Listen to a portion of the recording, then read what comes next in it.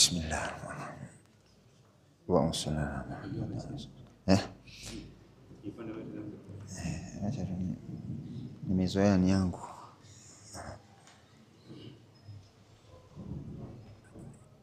Assalamu alaykum wa rahmatullahi wa barakatuh. Alhamdulillah hamdan yuwafi ni'amahu wa yukafi mazida. Thumma salatu wassalamu ala sayyidina Muhammad wa ala alihi wa ashabihi wa atba'ihi ila yawmiddin. Amma ba'd. يقول الله سبحانه وتعالى بعد أعوذ بالله من الشيطان الرجيم يا أيها الذين آمنوا كتب عليكم الصيام كما كتب على الذين من قبلكم لعلكم تتقون أياما معدودات إلى آخر الآية. وقال عليه الصلاة والسلام من صام رمضان إيمانا واحتسابا غفر له ما تقدم من ذنبه.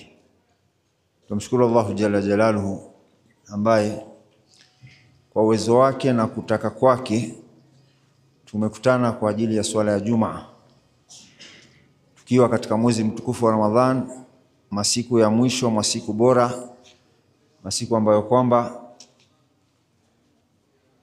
ni bora kuliko masiku mengine ya Ramadhan.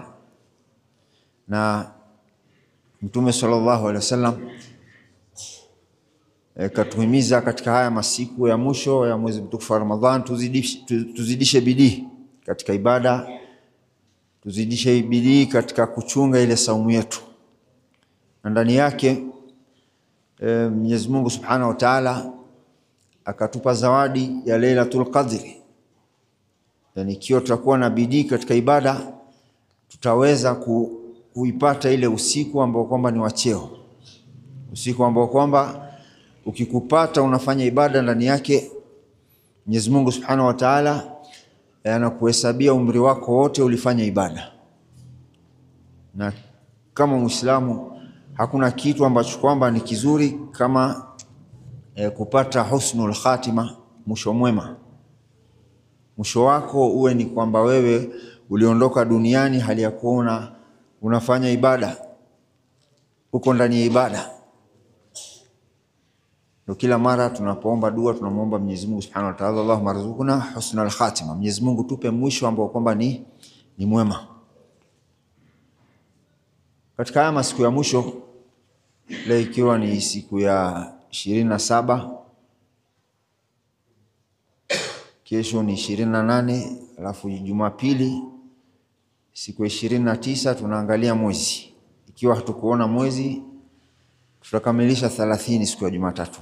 Lakini kulingana na ile ada ambayo kwamba Mwenyezi Mungu ameweka, kama alivyosema Mtume sallallahu shahru hakadha wa hakadha, kwamba mwezi huwa unabadilika, miezi ya Kiislamu inabadilika. Ikiwa mwezi jana ulikuwa ni siku 30, itakayofuata huwa ni 29. Na mwezi uliokwisha wa Shaaban ilikuwa siku 30. So uwezekano ni kwamba siku ya Jumapili yaweza ikawa ndo siku ya mwisho wa mwezi mtukufu wa Ramadhani, na Jumatatu tukaingia katika siku ya Eid, siku tukufu ya Eid. Kwa hivyo tunapomaliza masiku ya Muislamu yatakana ajifanyie muhasaba, yajiulize, mimi nimefaidika na nini ndani ya Ramadhani, nimetoka na nini ndani ya mwezi mtukufu wa Ramadhani. Na tuchunge sana tusiwe katika wale ambao kwamba Mtume sallam alisema kwamba rubba swa'imin hadhuhu min siyamihi al-ju' wal-'atwash, siwe mwenye kufunga katika funga yake alipata tu njaa na kiu. Tuangalie tumetoka na nini ndani ya Ramadhani. Na saa hizi ibilisi cheni zake zishaanza kufunguliwa, na ile joto ya chini zake kufunguliwa ishaanza kuwapata watu wengine. Na mtu ashaanza kupanga yale maasi ambayo kwamba atayafanya baada ya Ramadhani, na hujatoka ndani ya Ramadhani, lakini ushaanza kupanga maovu ambayo kwamba utafanya baada ya Ramadhani.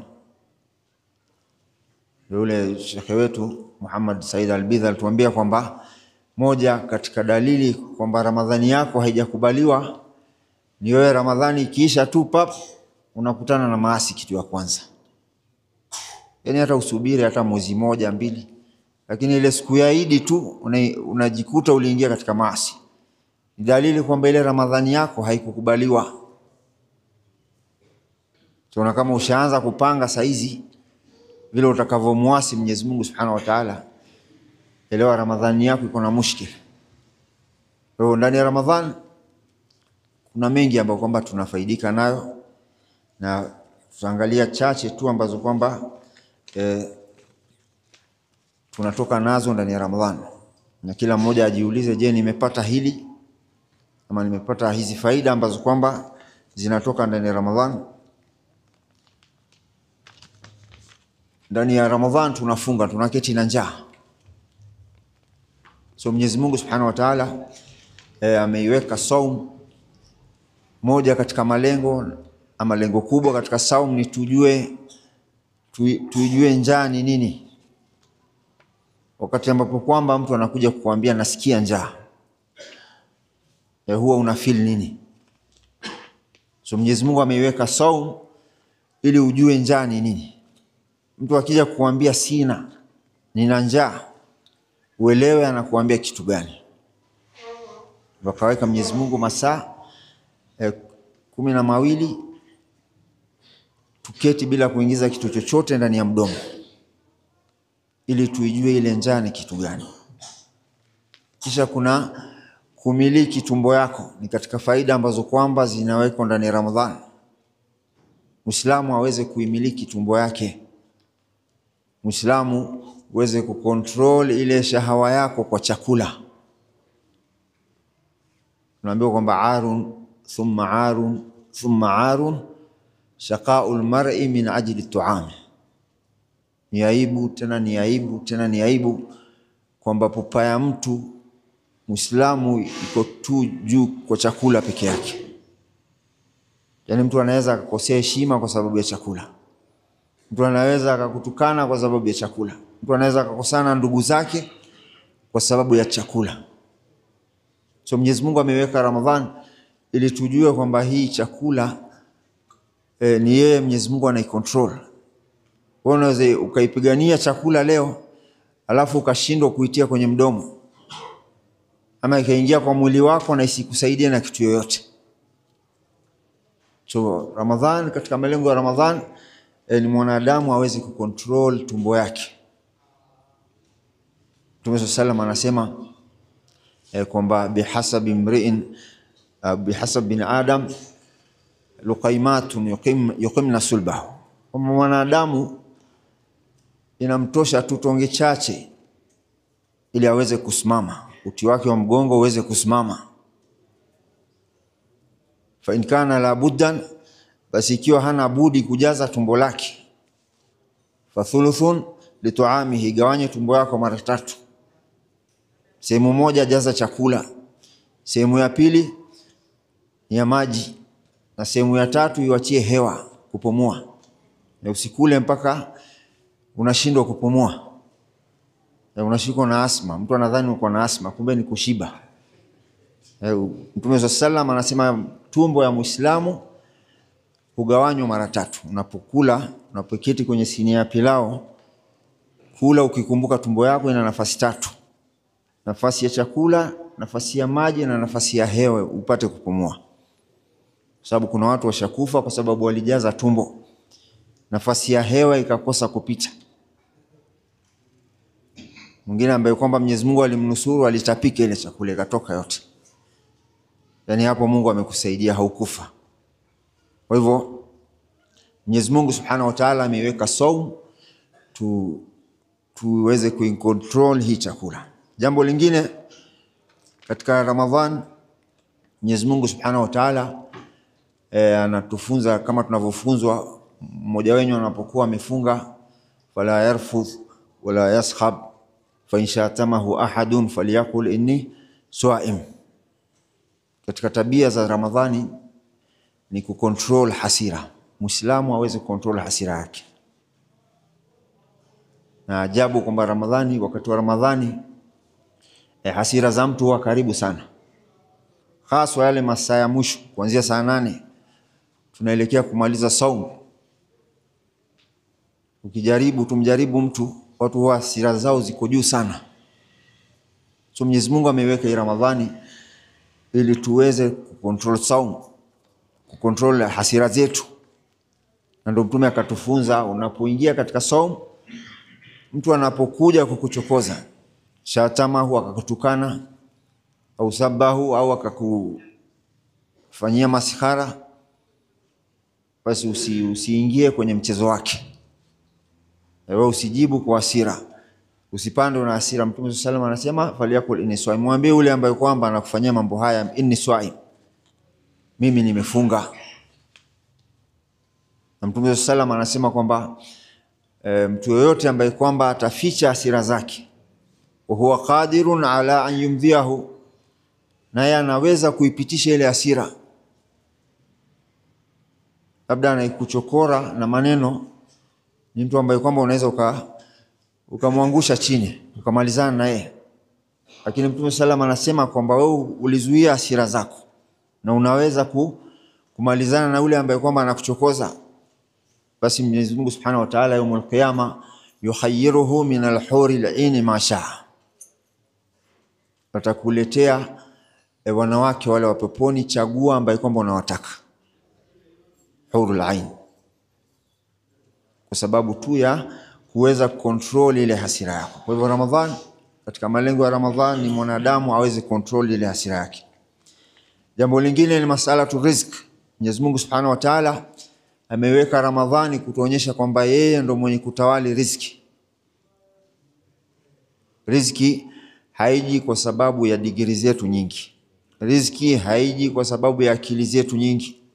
Riziki haiji kwa sababu wewe una nguvu sana, unajua kujituma. Kujituma tu ni kisababu Mwenyezi Mungu Subhanahu wa Ta'ala amekupa ili akupe ile riziki. Lakini riziki Mwenyezi Mungu Subhanahu wa Ta'ala kwako binadamu alikuandikia hata kabla hujaanza kupumua. Ndio akasema katika Qur'ani Mwenyezi Mungu, katika yale mambo manne ambayo kwamba Mwenyezi Mungu peke yake ndo anayajua, moja ni masala ya riziki. Mwenyezi Mungu Subhanahu wa Ta'ala alikuandikia riziki kabla hujazaliwa, kabla hujatoka katika tumbo la mamako. Kwa hivyo Muislamu katika Ramadhani inapokwisha, ile tabia unavyoichukulia riziki wewe inafaa iwe ibadilike. Riziki min Allah, riziki hutoka kwa Mwenyezi Mungu Subhanahu wa Ta'ala. Ndio Mwenyezi Mungu Subhanahu wa Ta'ala akatuambia katika hadithul Qudsi, lau majini na wanadamu watakusanyika ili kukupokonya wewe kitu ambacho kwamba Mwenyezi Mungu amekupa, ili kukunyang'anya riziki ambayo kwamba Mwenyezi Mungu amekujalia upate, basi hawezi akakunyang'anya isipokuwa ila akitaka Mwenyezi Mungu Subhanahu wa Ta'ala. Riziki ni Mwenyezi Mungu Subhanahu wa Ta'ala anaitawali. Na mwisho Mwenyezi Mungu Subhanahu wa Ta'ala katika matunda ya Ramadhan ni kwamba mwanadamu anatoka katika Ramadhan akiwa maghfuran lahu, ya umesamehewa madhambi yako yote. Maswama Ramadhana imanan wa ihtisaban ghufira lahu ma taqaddama min dhanbi. Ukifunga Ramadhani siku 29 ama 30 imanan, umeanza kufunga wewe ukijua ni amri ya Mwenyezi Mungu Subhanahu wa Ta'ala, wa ihtisaban, na ukaelewa kwamba mimi malipo yangu ni kutoka kwa Mwenyezi Mungu Subhanahu wa Ta'ala. Nafunga silipo na yoyote. Sifungi ili nipate zakatul fitri. Sifungi ili biashara zangu zinawiri wakati wa Ramadhan. Na wakati wa Ramadhan watu wengi tunaingia kwa biashara ambazo kwamba Allah ameweka baraka katika biashara ndani ya Ramadhan. Bapo Ramadhani ikikwisha unakuta zile biashara zinakufa. Ya ndugu zetu wenye kuuza snacks, mbona hawauzi baada ya Ramadhan?